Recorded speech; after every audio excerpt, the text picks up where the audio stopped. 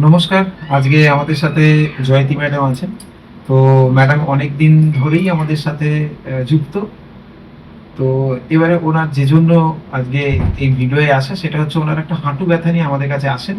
আর সেই হাঁটু ব্যথাতে উনি কতটা আমাদের এখানে এসে কতটা উপকার পেয়েছেন, ঠিক কতটা ব্যথা নিয়ে এসেছিল, আজকে কয়েকদিন থেরাপির পর বা এক্সারসাইজের পর উনি কিরকম আছেন, তো পুরোটাই ওনার থেকে শুনবো। তো আপনার হাঁটু ব্যথাটা কিরকম ছিল, সেই ব্যথাটা যখন নিয়ে এলেন কতটা ব্যথা ছিল, কেন এলেন, থেরাপিটা কি হলো, সবকিছু যদি একটু ডিটেলে বলেন আমাদের ভিউয়ার্সদের জন্য। নমস্কার। আর আমার হাঁটুতে বেশ ব্যথা ছিল, মানে কি আমি হাঁটতে পারতাম না। খুব যন্ত্রণা হতো, বিশেষ করে বাঁ দিকের হাঁটুতে। তো মাঝখানে বেশ কিছু হাঁটা পড়েছিল, বেড়াতে যাওয়ার জন্যে অনেকটা হাঁটতে হয়েছিল আর কি। তারপরে এসে বেড়ে যায় ব্যথাটা, খুবই বেড়ে যায়। তো ন্যাচারালি বাঁ পায়ের ব্যথাটার জন্যে ডান পায়ে প্রেশার পড়তো, এবার ডান পাটাতেও ব্যথা শুরু হয়ে গেল। তারপরে আমি স্যারের কাছে এলাম, ওনাকে সব বললাম। তারপর আমার থেরাপি হয়েছে, আরও এখন একদিন বাকি আছে থেরাপি।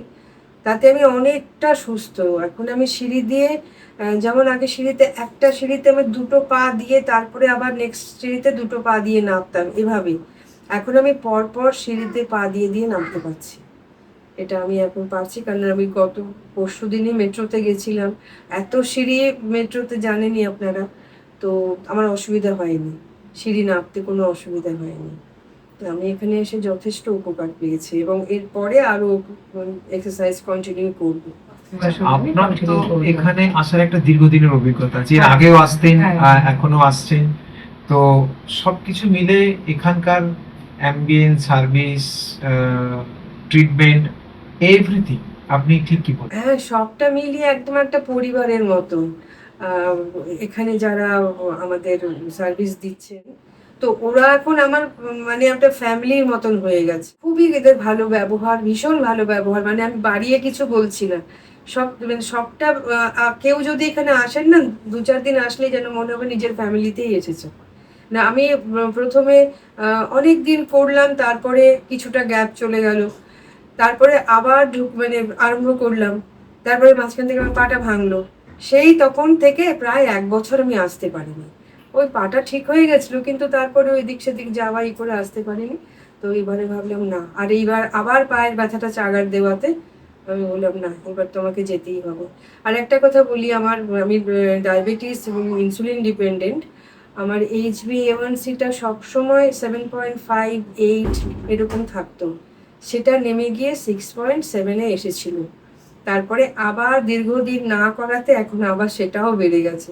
তা আশা করছি এরপরে এক্সারসাইজ করলে আমার এই জিনিসটা, HbA1c-টা যেটা 3 মাসের বোঝা যায় ব্লাড সুগারটা কেমন আছে, সেটা মানে কন্ট্রোলে খানিকটা তো এসে যাবে। অন্তত 6.5 বা 6.6 বা 7 হলেও যথেষ্ট।